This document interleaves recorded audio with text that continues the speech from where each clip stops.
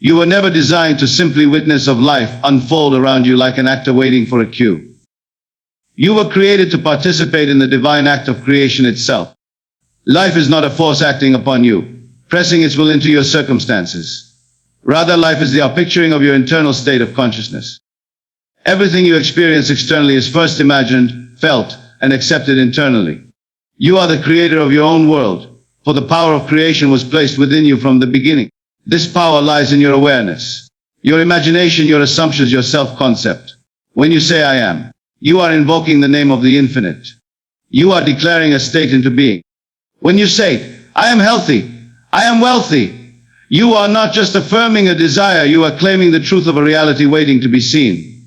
And it is that claim, made in faith and persisted in despite appearances, that draws it into form. You do not need to struggle, force, or manipulate the outer world.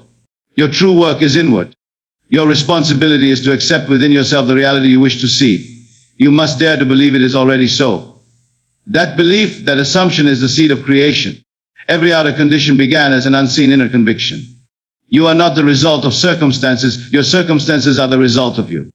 Your thoughts, your emotions, your dominant mental conversations. These are the builders of your world. When you identify as a creator, you step into your rightful place in the divine order. You stop looking for answers outside of yourself and begin to recognize the immense power resting within. You stop asking, why is this happening to me? And start realizing, this is coming from me. This is not blame, it is empowerment. For if it comes from you, it can be changed by you. And the moment you realize you are the cause, you also realize you hold the cure. The world is not acting independently of you. It is a mirror reflecting your inner state. People play the roles you have assigned them through your beliefs about them. Money flows, or does not flow, based on your assumptions about its nature and your relationship to it. Opportunities appear or vanish according to the vibration of your self-concept. Even your body responds to the pattern held in consciousness. Nothing is neutral, all is responding to the creative commands of your inner world. You may have been taught that life is about reacting wisely, coping efficiently, surviving quietly. But the truth is far more powerful. You are not a reactor, you are a projector. You do not live under fate, you operate under law. And the law is simply as within, so without. The outer world cannot help but reflect the inner one. This is not metaphor, this is mechanics. The substance of the outer is drawn from the image and energy of the inner. What you feel to be true within yourself consistently and sincerely will materialize before your eyes. To embrace your identity as a creator is to shed the illusion of powerlessness. It is to accept that nothing stands between you and the fulfillment of your desires except your own belief in separation or lack. It is to understand that no one can give you permission to change your world, because that permission is already granted the moment you accept the truth of who you are. The moment you recognize your divinely embedded creative power, you begin to move with purpose, not panic. You begin to respond with imagination, not impulse. Being a creator means using your mind deliberately, consciously choosing the images you entertain, the states you dwell in, and the assumptions you make. It means refusing to accept what your senses show you as the final word. It means withdrawing attention from what you do not want and pouring your focus into what you do. Not as fantasy, but as a claim of truth. The world around you is clay and your imagination is the sculptor's hand. The more deeply you believe this, the more precisely and rapidly life molds itself around your thought. There is no other cause outside of consciousness. There is no power opposing you, no destiny controlling you, no fate predestining you to lack failure or limitation. What you experience is not written by external forces. It is authored by the inner script you play on the stage of your mind. The moment you revise that script and live from a new assumption, the world must bend to match it. The great mystery of life is not hidden in temples or scriptures or ancient mountains. It resides in the silence of your own awareness. The Lord is not a distant being sitting on a throne in the sky, removed from your daily experiences and struggles. The Lord is within you as your very consciousness. When you say I am, you are speaking the most sacred name, the eternal identity of the infinite. This is not symbolism, this is not metaphor. This is the deepest truth of your existence. To understand that your awareness is the dwelling place of God is to unlock the door to unlimited creation. The presence you seek is not outside, it has never been outside. It breathes with you, moves you, dreams with you. You carry the fullness of divine power wherever you go. Not as a servant, but as an extension of the very source itself. Your own consciousness, your feeling of being alive, of existing, of observing. This is the Lord in action. When the scripture says, "Be still and know that I am God," it is not calling you to worship something apart from you. It is calling you to recognize that your own being, your own sense of "I am," is the presence of God. That awareness, that silent witness, is the Creator. You do not become divine by earning it or attaining some spiritual rank. You are divine because your true self is already one with the divine. It is not something you become, it is something you remember. Most of the world remains unaware of this truth, looking to the outside world for answers, approval, and solutions. But those who awaken, those who realize that the Lord dwells within their awareness, no longer search outwardly. They turn within and listen to the quiet whisper of truth that says, "I and the Father are one." This unity is not a poetic idea. It is the foundation of all manifestation. For if God and your consciousness are one, then all things are truly possible to you the moment you believe. You begin to realize that your thoughts are not just fleeting ideas, but divine instruments. Your imagination is not mere fantasy, but the workshop of creation. Your assumptions, your inner dialogues, they are not private and inconsequential. They are prayers in motion, requests made unto the infinite that lives within. And the Lord within you responds not to begging, not to ritual, but to the state you accept as true. You are not waiting for God to bless you. You are being called to recognize that the blessing is already within you, waiting for expression through your thoughts, your feelings, your vision. The kingdom of heaven is not in the sky, it is within. It is your awareness of being. That is the secret. That is the treasure buried in the field. To awaken to this truth is to stop seeking and start claiming. You have the power to command reality, not by force but by assumption. When you assume a state, when you live in the end of the fulfilled desire, you are not tricking the universe. You are harmonizing with the law of your own being. The Lord within responds to the feeling of the wish fulfilled, because that feeling is the language of the divine. You become a vibrational match to the unseen when you embody it in your imagination, and that alignment brings it forth into form. There is no power outside of you greater than the power within you. The presence that created galaxies, formed oceans, painted sunsets, and wrote the laws of time and space. That presence breathes through your lungs. It thinks through your mind. It creates through your consciousness. You are not a spectator of this power. You are its vessel. The more you honor your awareness as sacred, the more life begins to bend to your inner convictions. When you say "I am," and follow with a claim, you are setting a spiritual law into motion. When you declare, "I am successful, I am healed, I am free," you are not hoping, you are invoking. You are telling the infinite within you what to bring forth. And when that declaration is felt with conviction, it becomes the creative word. Just as in the beginning it was said, "Let there be," and there was, so it is with you. You say, "Let me be," and the world reshapes to honor it. This is the sacred privilege of knowing who you are. The Lord is not watching you from afar, measuring your performance. The Lord is within, expressing as your every thought, your every belief, your every mental image. When you recognize that your awareness is divine, you stop questioning your worthiness and start realizing your authority. You no longer doubt whether your dreams can manifest. You understand that they are already done the moment they are accepted as real within you. The work is not to struggle, but to assume, to feel, to know, and to persist in that knowing until it is made visible. The world as you see it is not a fixed, external structure independent of your influence. It is a fluid mirror, constantly reflecting the state of your consciousness. What you assume to be true of yourself, of others, of the world at large. These assumptions form the unseen blueprint from which all visible experiences take shape. Your assumptions are not passive thoughts, they are living seeds. Creative forces that press themselves into the fabric of your reality, drawing forth people, events, and circumstances to match their vibration. To labor with the Lord is not to toil in outer action, but to align yourself inwardly with the vision of what you desire. Your assumption is your agreement with the unseen. When you assume a new state, you enter into covenant with it. That state begins to mold the world around you, because consciousness is always outpicturing itself. It does not create arbitrarily. It creates in accordance with the assumptions you consistently hold. If you believe you are unworthy, unloved, or unsupported, you will unknowingly give life to situations that echo that belief, not as punishment but as demonstration. And likewise, when you assume you are favored, guided, and complete, the same power brings that truth into expression.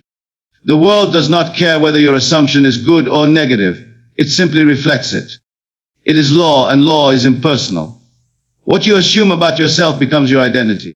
What you assume about others shapes your relationships. What you assume about your future determines what paths open before you.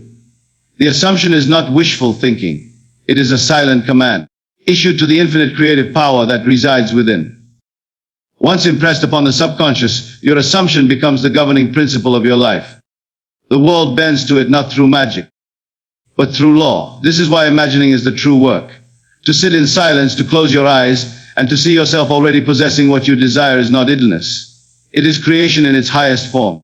It is the inner act of conception. That which is conceived within imagination, when accepted as true and felt to be real, must appear in the outer world. You are not pretending, you are forming. You are not escaping reality. You are constructing it at its root. When you accept an assumption and persist in it regardless of current appearances, you engage in spiritual labor. You are not waiting on the world to change. You are causing the change from within.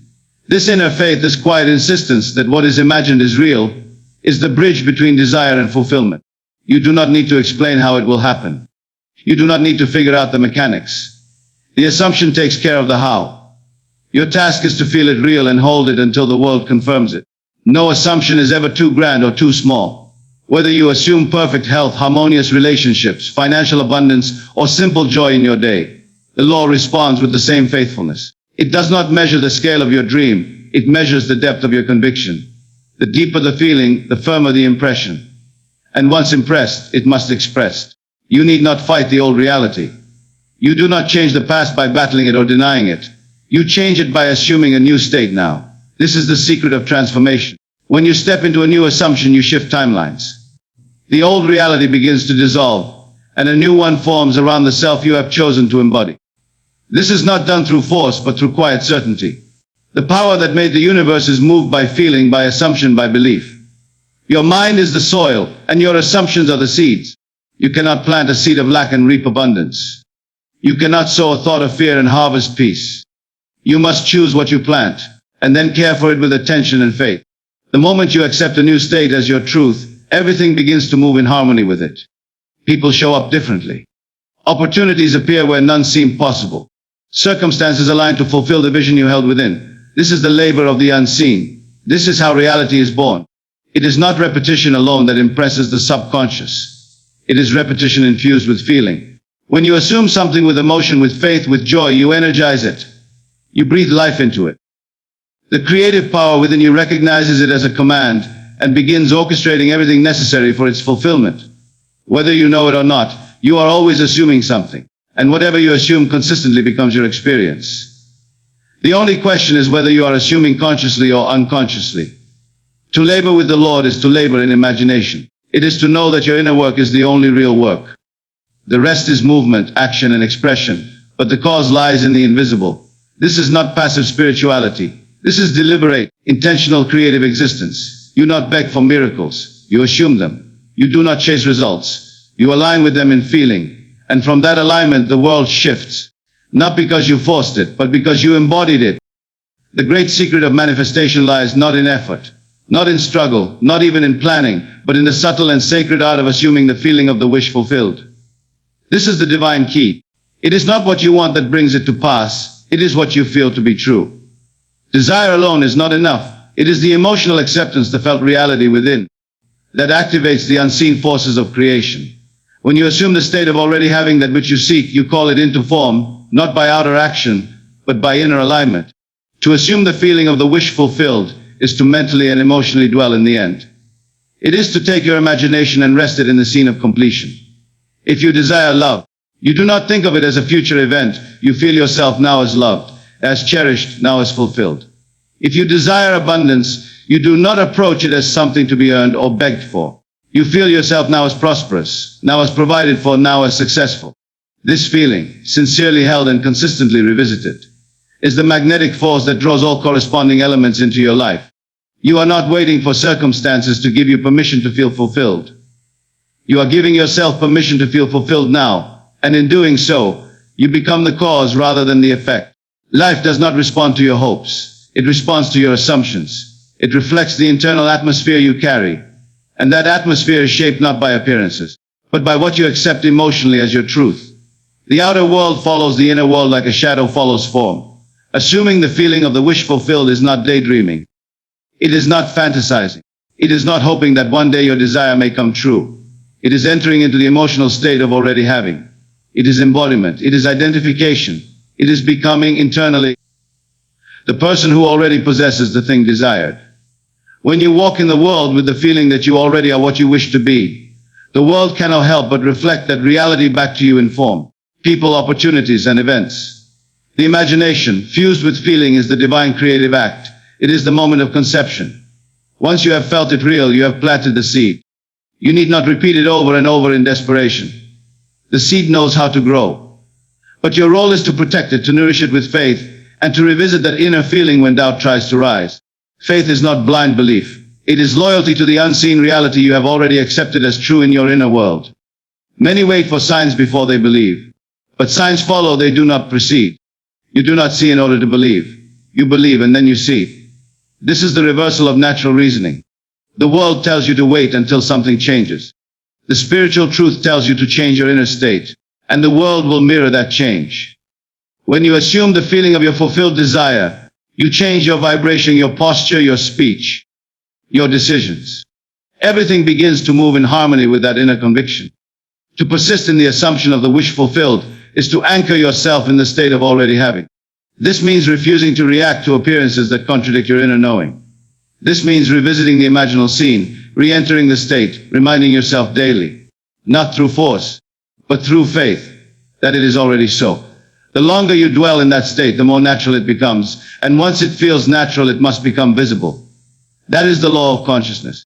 The feeling is the secret, for it bypasses the conscious mind and impresses the subconscious, which is the womb of creation.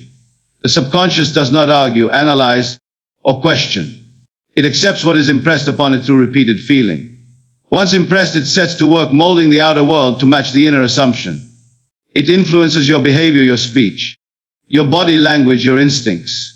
It moves you into alignment with the people and opportunities that fulfill your desire.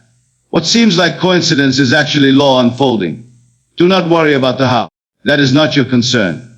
The how belongs to the wisdom of the unseen. Your part is to feel it real, to assume the state, to occupy it emotionally and mentally, to walk through life with the quiet confidence that what you seek is already yours, already present, already working its way into visibility. Every time you return to the feeling of the fulfilled desire, you reestablish your creative authority. You remind your inner world what is true, and the outer world responds in kind. Assume the feeling, not occasionally, not experimentally, but faithfully. Let it become your dwelling place, your home within. Let that inner world be more real to you than the facts before your eyes. Speak from it, think from it, act from it. Let the feeling of your fulfilled desire dominate your inner conversations, shape your expectations, and saturate your imagination. Let it guide your responses, calm your doubts, and remind you that what you desire is not something to chase, but something to claim. A creation is not a process still unfolding in time. It is a finished act. Every possibility, every outcome, every version of your life already exists in the infinite realms of consciousness. The work has been completed from the beginning. You are not here to create something new from scratch. You are here to choose what already is, to select the state you wish to experience, and to move into harmony with it by aligning your awareness. You are not a beggar at the gates of heaven, pleading for favor. You are in here, already holding the key to the kingdom within. The truth that creation is finished changes everything. It shifts your perspective from one of effort to one of realization. You begin to understand that what you call a desire is nothing outside of you trying to come in. It is something already existing in the eternal now, trying to be recognized, acknowledged, and accepted as yours. When you feel a true desire rise within you, it is the echo of something already made, already completed, already established in the unseen. You are simply being invited to claim it through consciousness. To live as though creation is finished is to abandon striving. You no longer attempt to build your future piece by piece with outer action alone. Instead, you become inwardly still and select the reality you choose to occupy. You do this not by struggle, but by assumption. You assume the state of your fulfilled desire, not because you are hoping it will come, but because in truth it already is. This is the secret of the spiritual path, that everything has already been prepared, and your job is to align with the prepared place. There are infinite versions of you already existing. The version of you who is healed, whole, successful, loved, abundant, that version is not a fantasy. It is a real and present identity in the eternal field of possibility. Your assumptions determine which version you bring into visibility. You do not have to fight your way to that version. You simply assume the identity now, and the world begins to rearrange itself to reflect it. You do not manifest by willpower. You manifest by identification. You claim it inwardly and persist in that claim until it becomes your outer world. You are not waiting on God. God is waiting on you. The Lord within does not need to be convinced or persuaded. He has already said yes to every good and perfect gift. The moment you accept that what you desire is already yours in the invisible, you have chosen your portion. And having chosen, your only task is to remain faithful to that choice in thought, feeling, and imagination. The world you experience is not given to you arbitrarily.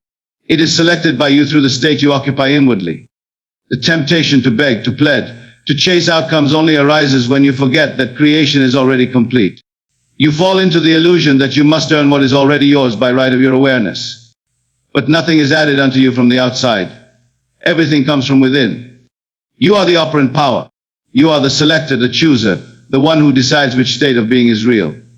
And once you claim a thing inwardly, once you feel it, embody it, and dwell in it, the world must conform to your selection. There is no waiting period in the infinite. Time is only a measure of the degree to which you believe in separation. The more deeply you accept a thing as true now, the faster it is reflected in form. The delay is never in the giving, it is always in the accepting. The moment you accept the truth of your new state, emotionally, mentally, spiritually, the machinery of the unseen goes to work to express it. Your job is not to make it happen, but to occupy the state in which it already has. This is why feeling is the doorway. When you feel as if the thing were already accomplished, you are no longer asking, you are agreeing. You are no longer hoping, you are knowing. This agreement is what brings manifestation into your world. It is not effort that produces results, it is assumption. When you walk, speak, and think from the state of the wish fulfilled, you become the embodiment of that desire, and the world must obey your inner law. You are always choosing. Whether consciously or unconsciously, you are selecting the state in which you dwell. If you choose to live in lack, the world shows you lack. If you choose abundance, the world mirrors it. If you assume fear, you meet the circumstances that justify it. But the moment you choose love, peace, wholeness, and joy, and accept those states as yours, you awaken to the truth that you are the author of your experience, not the victim of it. There is nothing to earn, only something to remember. You remember by choosing. You choose by feeling. You feel by assuming the end. And you assume by knowing that all things already exist within the field of infinite potential, waiting only for your recognition. Faith is not hope dressed in sacred language. It is not a wish sent upward, hoping to catch the attention of a distant duty.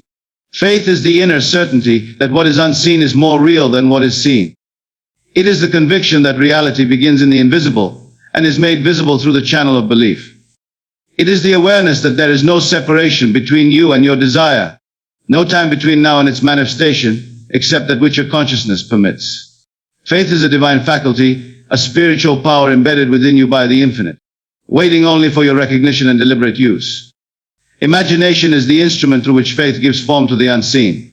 It is the eye of God within you, the creative vision that shapes the invisible into substance. When you imagine with intention and feel with conviction, you are not engaging in idle fantasy. You are creating. What you imagine and persist in emotionally becomes the structure of your future. The world around you is not built by effort alone. It is constructed in imagination first. Every result, every experience, every relationship, every achievement was once a formless image held in someone's mind. The image became a feeling, the feeling became an assumption, and the assumption drew it forth into form. Assumption is the act of claiming something as already done. It is not wishing, nor is it trying. It is knowing. It is the silent acceptance that what you have imagined is already yours. You do not wait to see it before you believe. You believe and thus you see. Assumption is the master key. It bypasses delay, dismisses doubt, and opens the door to manifestation. To assume the state of the wish fulfilled is to enter it, live, think from it, respond from it, and rest in the knowing that it is finished. Faith, imagination, and assumption are not three separate powers. They are one movement in consciousness. Faith is the foundation, imagination is the tool, and assumption is the act. Together, they form the holy trinity of manifestation. They are the method by which the unseen becomes seen, the invisible becomes visible, the potential becomes the actual.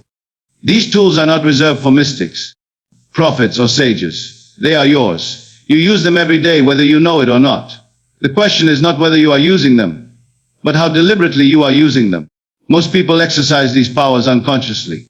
They imagine failure, they assume lack, they believe in struggle and life complies. They do not realize they are using divine tools in reverse. But once you awaken to the truth, you are no longer subject to unconscious creation. You take up these tools with purpose. You imagine what you desire. You assume it is so. You walk in faith that is already done. And the world bends in response to your inner command. These powers do not require outward evidence to operate. They do not need the approval of logic or the support of facts. They transcend facts. They rearrange facts. They are superior to circumstance. When you hold fast to an assumption with unwavering faith, the outer world must conform. It is not a matter of chance. It is a matter of law. You are not changing the world by force. You are changing self. And self is the cause of all that appears. To live by faith, to govern your life by imagination, to abide in the state of assumption, is to walk in the rhythm of divine creation. You no longer react to appearances. You act from within. You no longer wait for proof. You bring proof forth by your inner conviction. When you see something in your mind and accept it with feeling, you are planting the seed. The subconscious receives it, nourishes it, and expresses it in due season. The time between planting and harvest is determined by the consistency of your assumption and the depth of your feeling. There is no power working against you. No force denying you, no barrier keeping your desire from fulfillment except the one you imagine. What you believe is what you live. What you imagine is what you experience. What you assume is what is made real. This is not theory. It is the law by which the universe operates. You have been entrusted with these divine tools, not to keep them buried, but to use them with boldness, clarity, and reverence. To imagine with faith, to assume with love, to walk in the world as though your desire were already fulfilled, is the highest use of your creative nature. You need not see the full path. You only need to assume the end and trust that the way will be shown. The creative power within you responds to clarity, not confusion, to confidence, not hesitation. When you assume something with full faith, when you enter the imaginal scene and feel it real, you are sending a command to the unseen forces that govern reality. They do not respond to fear or delay. They respond to certainty, to stillness, to conviction. You do not have to force results into being. You simply become the person who already has them, inwardly and emotionally, and allow the outer world to catch up with your inner state. Faith says it is already done. Imagination shows you what it looks like. Assumption lets you live it before it is seen. And by these three you participate in the divine work of creation.